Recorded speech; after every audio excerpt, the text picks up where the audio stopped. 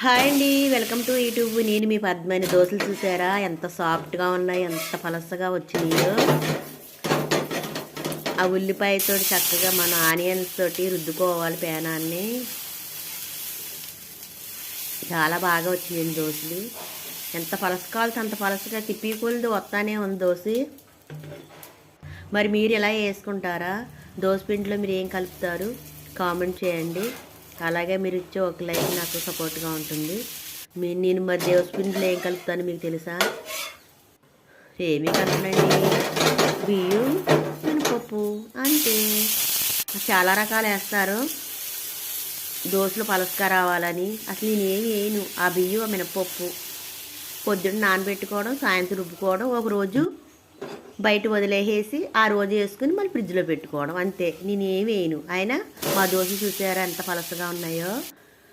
ఎలా కావాల్సి అలా వస్తుంది కదా. అదిగో అట్నుంచి ఇటు మనుషులు కూడా కనపడుతున్నారు, అట్నుంచి ఇటు గోడ కూడా కనపడుతుంది చూడండి చుక్కల్లోంచి. వావ్. మరి మీరు ఎలా ట్రై చేయాలనుకుంటున్నారో ట్రై చేయండి. ఏమీ కలపక్కర్లా, నేనేం కలపలా. చక్కరగా మామిడికాయ కొబ్బరికాయ చట్నీ. మీకు నచ్చిందా? నచ్చితే కామెంట్ చేయండి. అలాగే ఒక లైక్ ఇచ్చుకోండి. మీరు ఇచ్చే ఒక లైక్ నాకు సపోర్ట్గా ఉంటుంది. మరి ముందు మీకే తినండి.